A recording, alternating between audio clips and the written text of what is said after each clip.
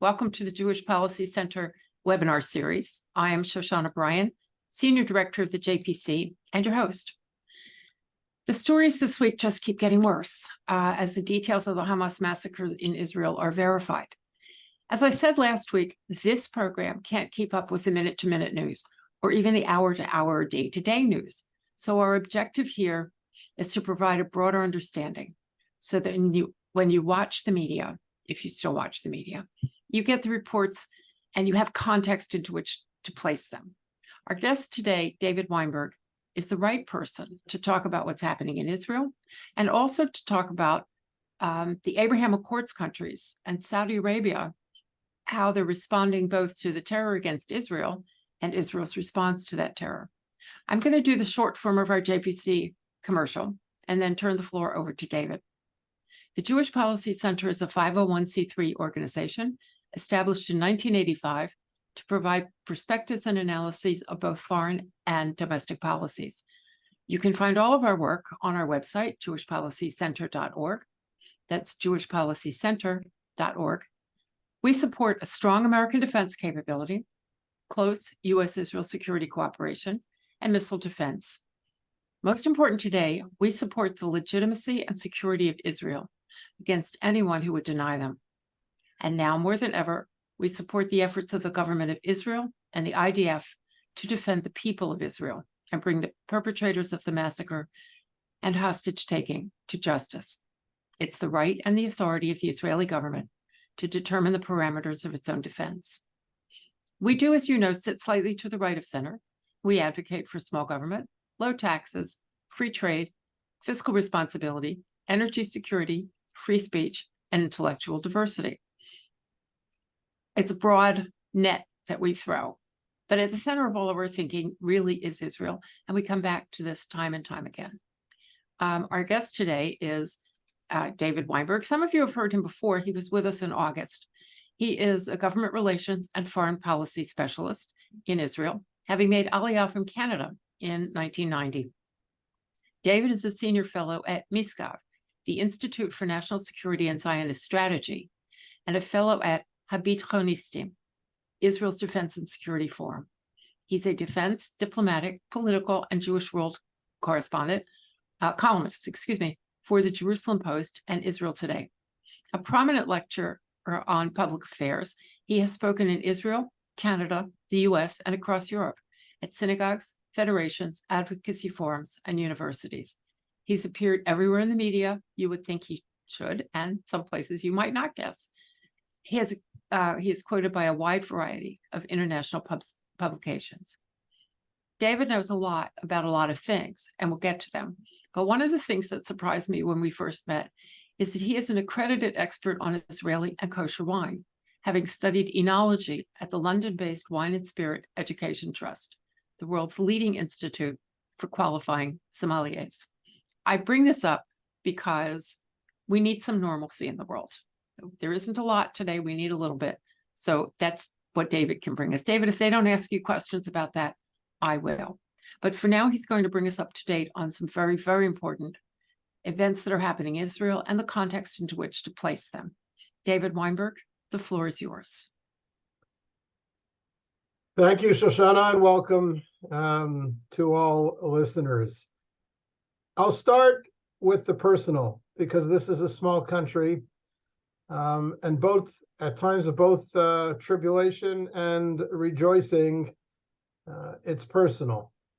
Everybody in this country knows someone affected by the massacres of last week. Either they know someone who lives down south, or someone who was chased out of their homes, or someone that was hurt, or someone who was killed, or someone who was injured, or someone who's missing and perhaps being held in slavery and captivity by Hamas. And then, of course, with 400,000 Israelis mobilized to the military on emergency reserve duty, everybody has someone in the army. For myself, 4 of my sons and sons-in-law are currently on the front lines, one in the north, one in the south, one in the northern Samaria, adjacent to Jenin, and one in the southern Hebron Hills, holding the fronts and waiting for the instructions sure to come to go on the offensive. Over the last 10 days, Israelis have moved from shock, horror, and trauma, then to anger and outrage, and then to determination and resolve to win this war and restore Israeli security and determination. And the outpouring of emotion and of support for the national effort has been amazing. I'm sure you've all heard the reports that 100 to 130% of Israeli reservists have shown up for reserve duty, meaning that some fighting units have more men that they know what to do with and that they know how to equip. And there are hundreds, if not thousands, of volunteer associations who've stepped in to help provide the IDF with all civilian necessities for the swelling troop concentrations and to help their families left behind. If there's one fact, one number, one statistic that you take away from this evening's conversation, one thing that I want you to remember, it's this. 600,000 Israelis have been made have become refugees in their own country. Southern Israel has emptied out. Northern Israel has emptied out. Some areas, because they were devastated by the Hamas attacks down south. Some areas, because the army has gone in and evacuated everyone, including, let's say, the southern city of Sderot. In other places, the public left on its own, knowing that a long strip along the northern border will likely become a battlefield. It already has to a certain degree. That's 600,000 Israelis who are living elsewhere. They're living with relatives. They're living in motels. They're living in kibbutz guest houses. They're living in youth hostels. They're living in yeshivot and any other type of dormitory they can find. There's no school for the kids. The mothers are left behind with their kids. My own neighborhood, I live in a town called Nofei Alon, adjacent to Modi'in in central Israel. For the moment, one of the safer places in this country. Bli ayin hara, as we say in Hebrew, none of the Hamas missiles have fallen here. But this past Shabbat, the neighborhood was packed. No men. There are 180 young men, sons and son-in-laws in this small neighborhood alone who've been mobilized to the army. But their wives and their kids were all here, staying with their grandparents. We had the same situation and filling the parks with laughter. But it's an abnormal situation. It's an abnormal situation. It's an unacceptable situation. The first priority of any government is to provide security for its public.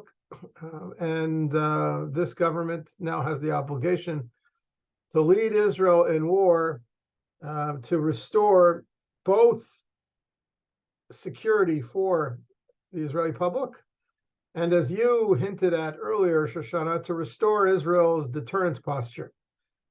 Without that, all our other enemies will pounce, and we can forget about Abraham Accord type peace treaties with the Arab world. It always was, the image of Israel as a strong country, as the strongest country in the region, strong as militarily, strong in terms of its intelligence capabilities, strong in terms of its economy, strong as a society. It was that picture of strength which drew Abraham Accord countries into partnership with Israel, and which I believe, will yet draw Saudi Arabia into an open strategic partnership with Israel as well. But first and foremost, and by necessity, Israel must crush Hamas. What exactly crushing Hamas means, and how do you define the crushing of Hamas? That's a separate conversation. We could perhaps get into that. But first and foremost, Israel must win. Victory here must be complete. Israelis understand that. I think they have a very realistic understanding of what that's going to entail. And the cost, the price that it's going to come at, both to us and to Palestinians in Gaza. But there's no one in Israel that I know that's looking aside or looking for a way out. The determination to win is paramount. Everybody from left to right understands how necessary that is. That's my opening broadside in response to the questions that you posed, Shoshana. If we break it down and step back and look at it in a purely analytical perspective, it's obvious that Israel is facing here many challenges.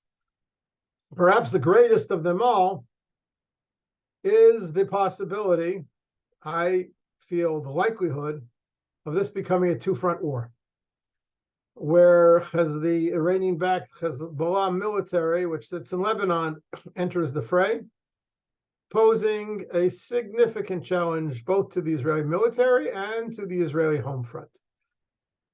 Hamas has shown itself to be a deadly enemy, but ultimately it's a small enemy. Hezbollah is a much bigger monster. Hezbollah has not 5,000 or 15,000 rockets aimed at Israel, but 150,000 or upwards of 150,000 missiles aimed at Israel, many of them precision-guided missiles supplied by Iran and targeted using Iranian satellite maps and more. They could hit, unless Israel in a first strike knocks out their most advanced weaponry, they could hit every power station, every airport, every water pumping station, every critical infrastructure in this country from top to bottom and from bottom to top and from east to west and back over again. In which case, we won't be making any Zoom calls, and much worse. The challenge is significant. It's clear to me that one of the purposes of President Biden's visit here yesterday is to deter the Iranians and their client military Hezbollah from entering the fray. That's why there are two aircraft carrier groups here and a third one on the way. That's why there are two squadrons of American strike aircraft in Amman. That's why the commander of CENTCOM is sitting in the Israeli military war room with Israeli commanders. I don't believe that the American military is going to fight for Israel.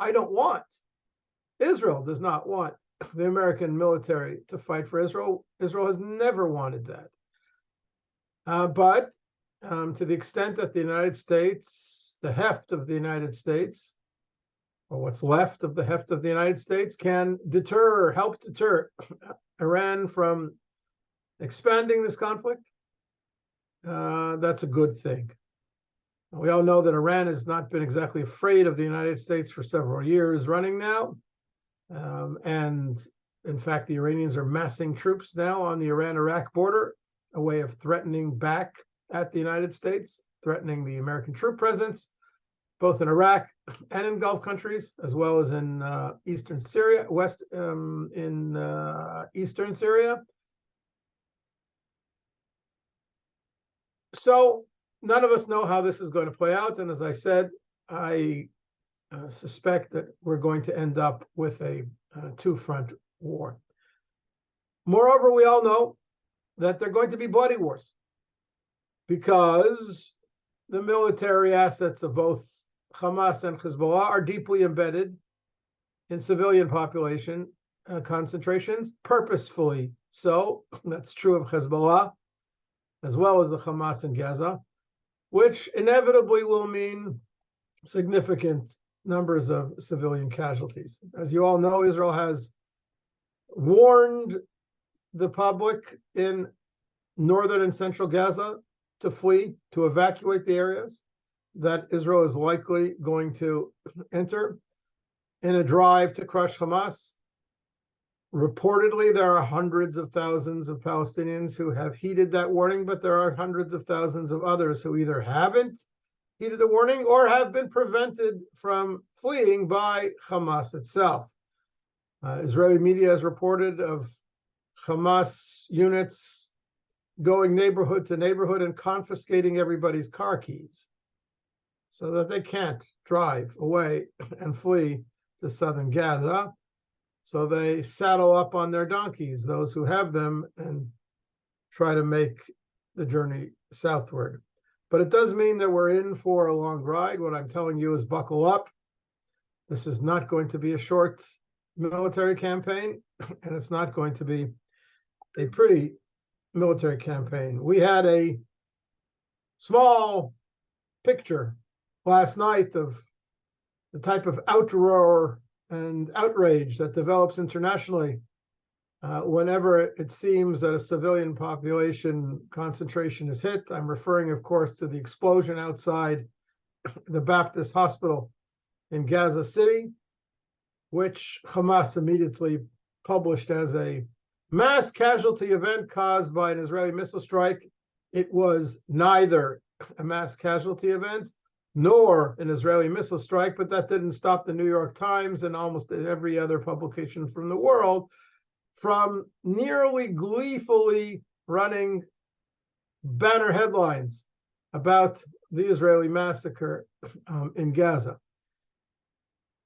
It took hours, as expected, for the Israeli military to do its homework, to triangulate satellite photos and missile launch vectors in order to prove decisively, I think, that this was not an incident caused by Israeli ordnance. And some Western governments and some media have walked back their initial accusations. But the pictures and the initial headlines remain. And Israel may face this situation over and over and over again in the coming weeks, and I would say even months. Does Israel have the diplomatic maneuvering room to get the job done? Does Israel have time? Does Israel have the space from Washington and from other Western capitals to get the job done sufficiently? Will Israel be allowed to win? Those are good questions. I pray that the answer is yes, but I cannot say so with certainty. Can the Israeli Air Force and the Israeli military handle the two-front war that I talked about earlier? Again, the army has planned for and trained for this for many years, but it's going to be rough going. The last point I'd like to make relates to the broader ideological dimensions of the conflict we're facing. The broader ideological dimension of the conflict is that this is radical Islam against the West. Something that will become even more clear and acute, I think, if the conflict, in fact, expands to additional regional theaters, and if when Islamic terrorism hits America and or Jewish communities around the world, I'll say in Hebrew, chas v'shalom, God forbid. But the warning signs are there, and the possibilities and the risks are real. There's not a Jewish community in the world today that is not on edge, that has not tightened its security protocols, and it's not just Jewish communities that need to beware. It's really every major symbol and site of Western civilization. And therefore, you have to ask the question, might this be an opportunity? Do we have bold leadership in Western capitals to capitalize on this opportunity to once and for all strike a blow at the octopus head of the radical Islamic juggernaut, that being, of course, Iran, to once again assert a Western alliance with the Sunni Arab world that puts Iran in its place and that resets the global playing field in this regard. Israel's battle with Hamas is an important part of that, but it's only part of that. And I would like to believe that world leaders understand the stakes here. To his credit, and I'll say this specifically in our conversation, to his credit, President Biden has been saying all the right things. And I believe he showed true empathy, not false empathy, true empathy and true solidarity with Israel this past week, especially during his visit yesterday. And he has backed it up with concrete moves, some of which we've discussed, and others will yet become clear in the coming days and weeks. But at the same time, there is the usual prisms that we're familiar with that mark the liberal democratic world and the Democratic Party in the United States in particular, concern for maintaining and preserving the so-called two-state solution, and a desire to see the Fatah movement of Mahmoud Abbas reinforced when this is all said and done as a counterpoint to Hamas.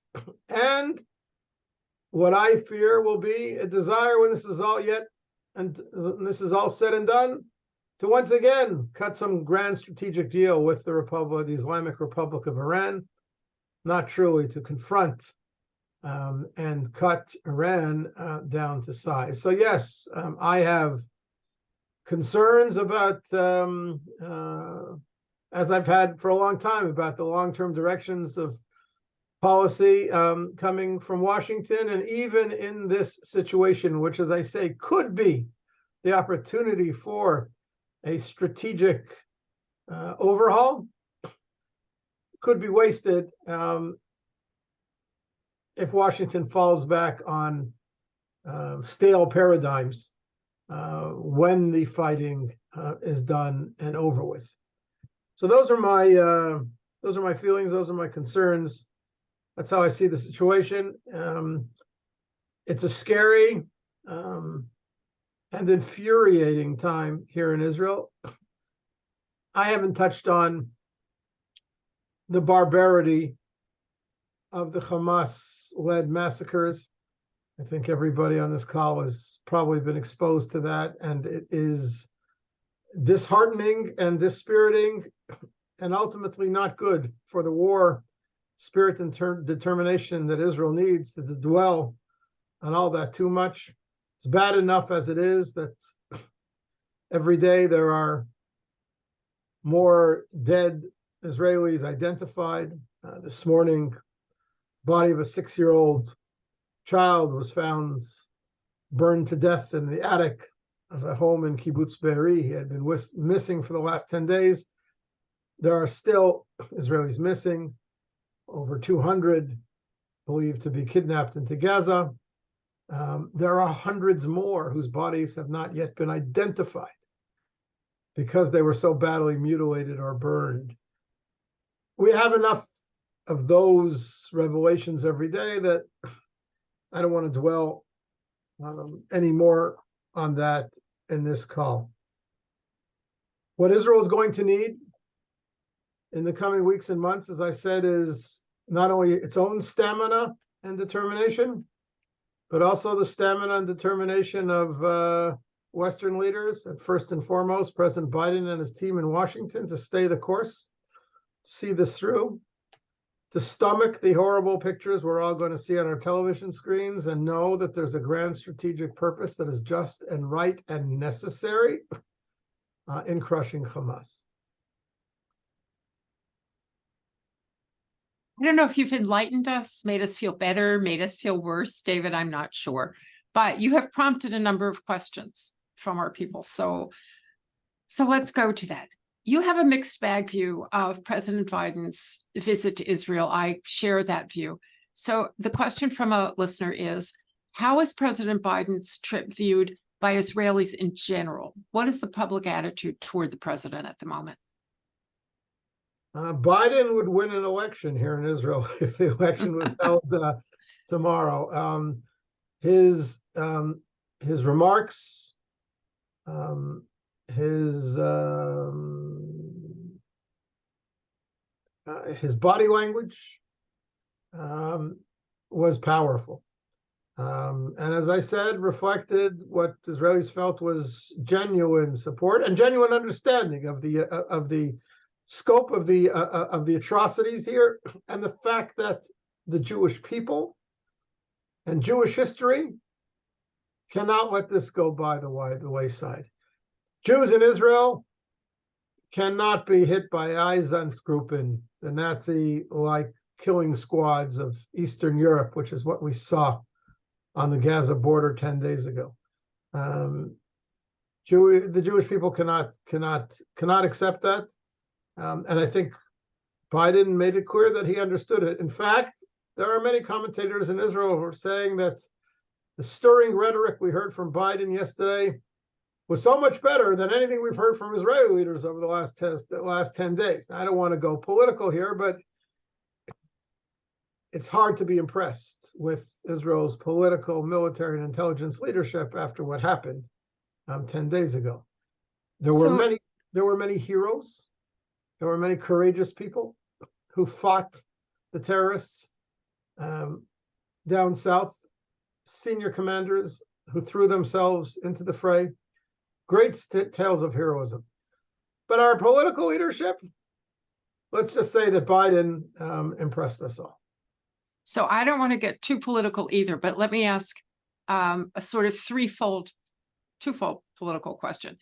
First of all, does the fact that you now have an emergency coalition that includes Benny Gantz's party, which was very much opposed to the Netanyahu government before, change the future of politics in Israel?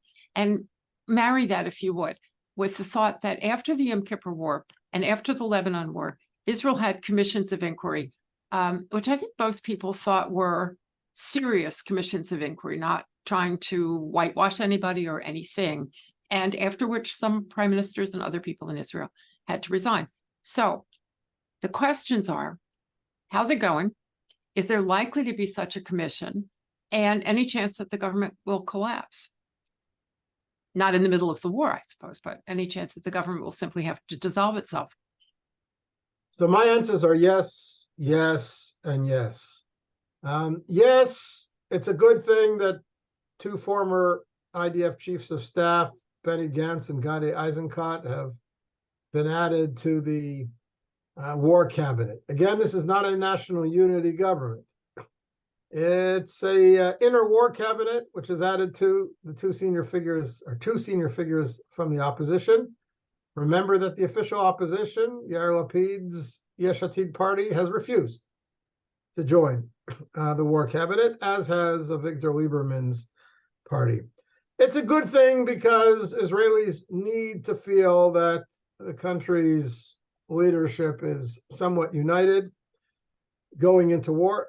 It's a good thing because Netanyahu's credibility and support from, let's say, close to half the public was shot to heck even before the war started because of the disputes over judicial reform that have rocked this country over the last 10 years. It's a good thing they've come in the cabinet. Does it fill me with overwhelming confidence? No. These are the same generals who brought us the failed policies of the last 20 years, beginning with the disengagement from Gaza, further withdrawals in northern Samaria, the policies of trying to manage and sweet-talk Hamas, thinking that Hamas was deterred. These are the same people who brought us the failed policies of the last 20 years, but that's true of the entire Israeli military intelligence leadership. This is what we have to work with.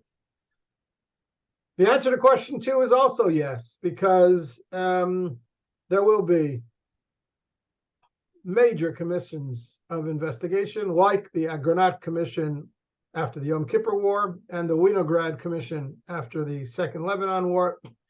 And these commissions are going to decapitate Israeli political, military, and intelligence leadership, and they're all going home, beginning with Netanyahu and all the way down to the chief of staff, the chief of the Mossad, the chief of the Israel Security Agency, the Shin Bet, chief of the Mossad, the chief of military intelligence. The scale of the collapse here is simply too staggering for anybody to emerge unscathed from this, and therefore there will be a political bloodletting, and there will be new elections, and Israel will have a different government. Who's going to emerge as Israel's next leader? Your guess is as good as mine. Benny Gantz certainly is hoping and believing that by showing national solidarity and leadership and entering the emergency cabinet, he can help lead Israel to victory, and he will pick up the pieces and be the political beneficiary. But I don't think there's a single person in this country who believes that Prime Minister Netanyahu can survive politically, even if he leads Israel to victory. You mentioned the word victory. So we have a question. Actually, 3 people or 4 people or 5 people have asked exactly the same question here, which is unusual. What does victory over Hamas look like? What does victory in the Gaza Strip look like? That's an excellent question. And it is being debated as we speak at the highest levels of Israeli political and military leadership today. How do you define the collapse of Hamas? What does that mean? What's the picture of victory that Israel can achieve? Is it Japanese-style surrender, unconditional surrender, end of World War II? Is it just the elimination of, let's say, I don't know, 100 or 10,000 Hamas military chieftains? Is it the obliteration of Gaza City? Is it the emptying out of the Gaza Strip with 2 million Palestinians pushed into the Sinai Desert? Something, of course, which scares the heck out of President Sisi of Egypt, and that's why he's objecting to every such proposal. What is the picture of victory? And I don't have a clear answer for you. I'm not sure Israeli leadership has a clear answer for you, but I will give you one answer that I've heard repeatedly in recent days. This was a topic of conversation between Biden and Israeli leaders yesterday. According to all reports, Biden wanted to know, what's your end game? What are you driving at? What is the Gaza Strip and the Palestinians who live there going to look like on the day after? The answer he got in the Israeli cabinet yesterday was, we're not dealing with that now. It's not our problem right now. We're focused on winning a war. You never know where the war is going to end up. Things that were unthinkable at one point may become feasible 2 or 3 months from now. And guess what? It's not really Israel's problem. Our problem is the security of the citizens of the state of Israel and the strategic deterrent stance of the state of Israel, and that requires decisive outcomes. How decisive? Who rules Gaza afterwards? Who picks up the pieces? Who takes care of the Palestinians, if there's any left there? Not Israel's issue. Let the international community start thinking about that. Let the international community start planning for that. Maybe UNRWA should set up offices in northern Sinai already. What I'm saying is that to a certain extent, while this issue is being debated and discussed in Israel, it's also being rejected as a topic of immediate concern and discussion for Israel. It's a distraction from the need to prepare our troops for battle, to win in a significant fashion. What happens afterwards? What exactly is the picture of victory that Israel will achieve? Hard to tell at this point. I know that's an unsatisfactory answer that I've just given you, but I think I've given you an accurate reflection of the thinking in Israel on this right now. I think that's an important thing for us to understand, because as we went through Afghanistan and we went through Iraq and we went through other kinds of wars, people did ask, how does it end? And so you have to ask yourself, how do you know when it's over? How do you know when you've won? But I think you've made an important point. Priorities for the Israeli government, that is not one of them. But you're asking me about exit strategies. Israel is still handling its entrance strategies. And that's probably fair enough. So let's go to what's happening on the ground. There's a question here. I have to say that in the United States, we have not focused on the fact either that Americans were killed or that Americans are hostage in Gaza. This, oddly enough, does not seem to motivate people in this country as much as it should. But the questioner says, what can you tell us about the efforts in the tunnels and elsewhere in Gaza to rescue the hostages? Is this the reason the ground assault hasn't really taken full force? Short answer is no, there's nothing I can tell you about that. I have no knowledge of where the hostages are, how they're being held, what negotiations might be underway for the release of some of them. There have been scattered and unconfirmed reports of German and Egyptian-led discussions about getting at least some of the women and children out in exchange for insane numbers of Hamas terrorists in Israeli jails. I don't believe there's going to be any deal like that. And no, I don't believe that Israel is delaying its military offensive in order to save or rescue hostages. And I don't want to expand on that, but Israel's military offensive will go into gear when, at the time and place of Israel's choosing, despite whatever horrible situation hostages may be in. Going back then to no, let's go broader first.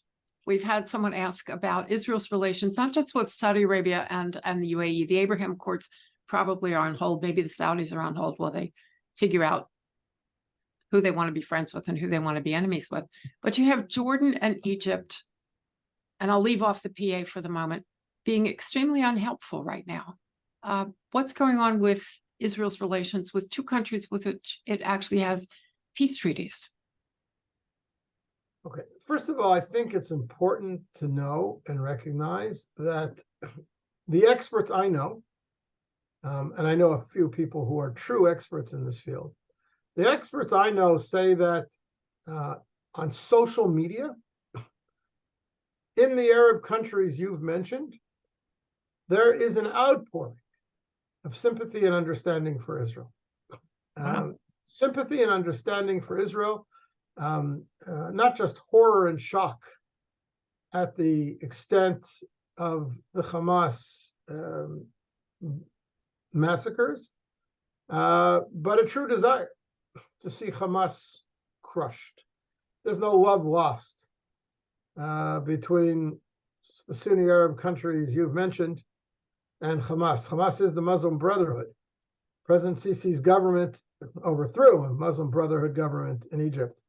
Muslim Brotherhood is an enemy of the Saudis, just as ISIS and Al-Qaeda were.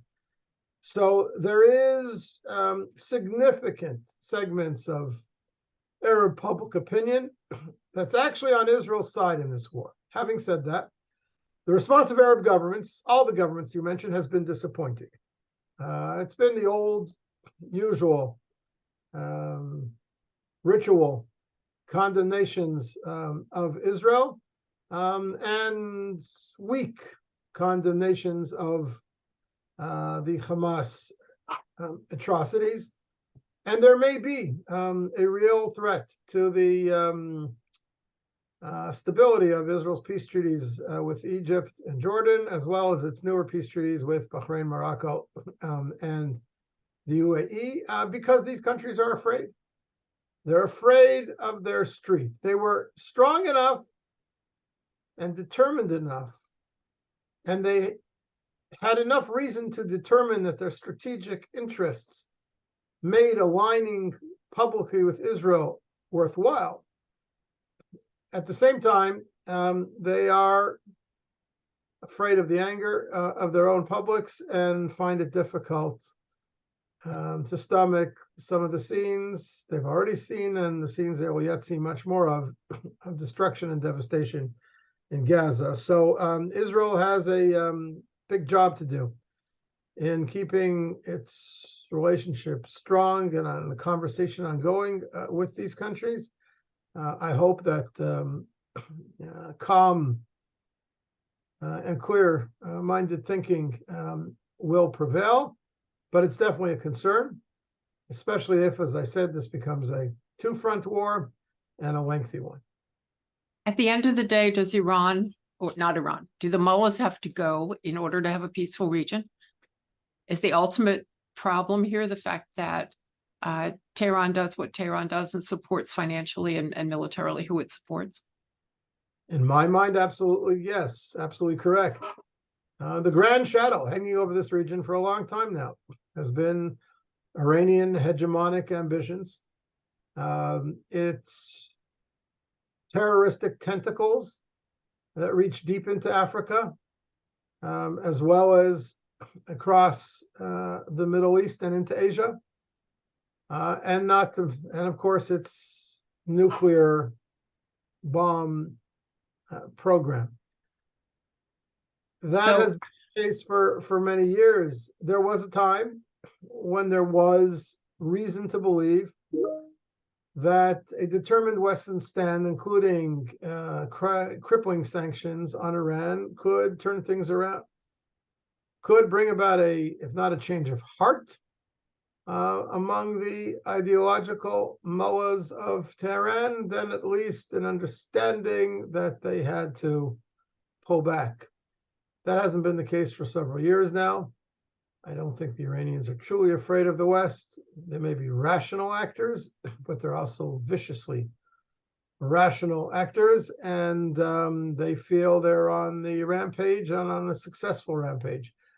Ultimately, Iran needs to be cut down to size for this region, and I would say even for the world, to enjoy stability and security. So here's a depressing question. Then is Israel only doing mopping up the small fires while the big fire burns? Whatever Israel does, if it doesn't affect Tehran, it seems like only a holding action. That's not accurate. We have a phrase in Hebrew, para para, which translates literally as cow, cow, meaning one stage at a time. You can't bite off the entire Middle East and chew on it simultaneously. At least Israel can. We're going to have a difficult enough time crushing Hamas, not to mention crushing Hamas and Hezbollah. That would be a crushing blow to Iran, which has counted on Hezbollah as its forward stalking horse on Israel's northern border for more than 2 decades now. Iran is a global security threat. That's what the Security Council and collective security was supposed to be all about. But when you have a bifurcated international system, when you have the Russians and the Chinese with vetoes on the UN Security Council, when you have a dispirited and disillusioned West that does not want to fight, you have a difficult situation. Israel can't right the world on its own.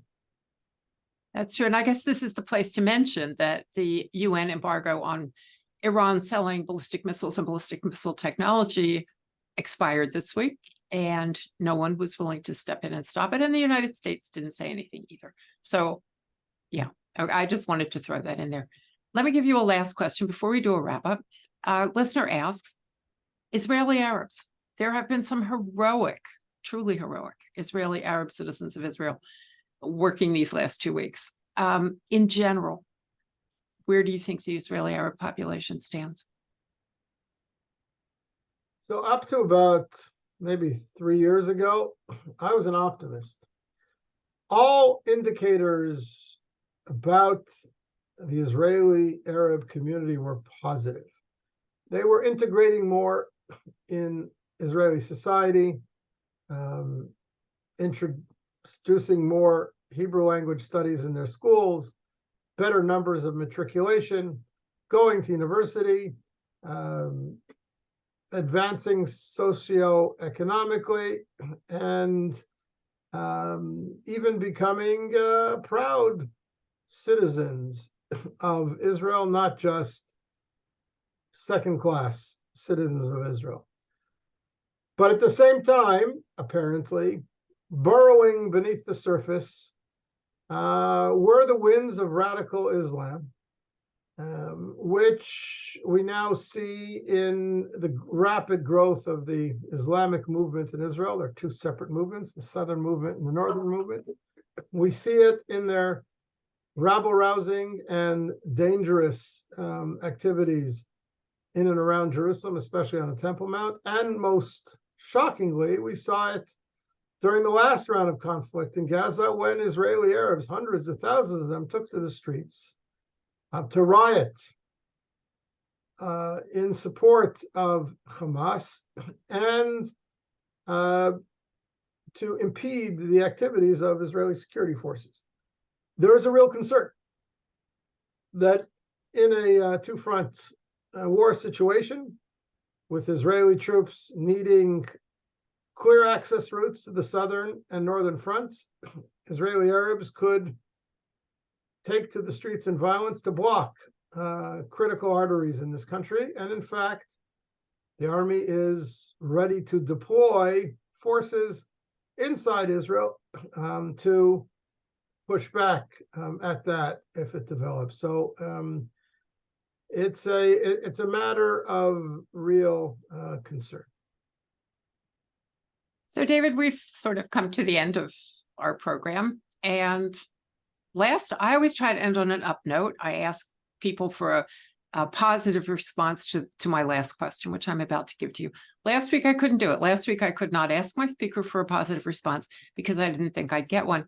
He surprised us, however, and gave us a positive response. So I'm going to ask you a question, the response to which I suspect will indeed be positive. And that is, what is our next great Israeli kosher wine buy? Okay, but I'm not going to go there without trying to give you a picture of optimism. And the picture of optimism comes from the strength of the Israeli people. What I talked about earlier in this conversation of the spirit of voluntarism, the willingness to take risks in order to protect this country, the courageous battlefield stories that we're now hearing alongside the stories of horror. The Israeli people is not going away. We've come back here after 2,000 years of diaspora and dispersion in order to stake our claim to this land, in order to rebuild the Jewish people in its ancestral homeland, in order to create wonderful, life-saving, and inventive technologies and share them with the world and make a contribution to the world. That story is not over. No Islamic radical army is going to push the people of Israel off their path. And if there is a path to victory, it comes first and foremost from the public of Israel, if not from its current leadership. I believe that deeply. I'm not just saying that, and I want you to know and believe that as well. As for wine, this was a very good harvest. 2023 was a good harvest. We had some pretty extreme heat waves, but they ended before harvest time. And what I hear from Israeli winemakers is tremendously optimistic. Of course, the wine's being harvested now. The quality grapes being harvested now won't hit your shelves as bottles of wine for, I'd say, another 2 years at least. If you know how these things work. Best buys now are a series of Rhone Valley or Mediterranean varietals. Israeli grapes grown here that come from Spain, Italy, Portugal, and southern France. Not the classic Cabernet and Merlot grapes we're all familiar with, which come from Bordeaux and Burgundy. There's a whole world of Israeli wines being made from these other Mediterranean varietals that are young, that are fresh, crisp, and easy to drink in hot climates such as ours. Look for them in your specialty stores, and you will find biblical echoes and prophetic messages in every glass of good Israeli wine. That is a good note upon which to say thank you very much. Excuse me, for an enlightening, if not altogether happy, perspective on the Israeli home front, the war, the Arabs, all the things we need to know. When we watch our media, which, as you say, stinks. And I would use this moment to point out, too, by the way, that the New York Times photograph, which they ran under the headline about the Gaza hospital, was not a photograph from the Gaza hospital. So they picked up a photograph that showed the kind of damage they wanted to show. And what worries me is that a lot of people just look at the pictures and don't even read the story. So we've got a lot of work left to do. I want to thank you for helping us do that work. Thank you for being with us. And to our viewers, next week we have Hussein Abdul Hussein, who is going to talk to us about the Arab world and what they're saying and what they're doing. David Weinberg, thank you. Thank you. God bless America and God bless Israel. God bless America. God bless Israel.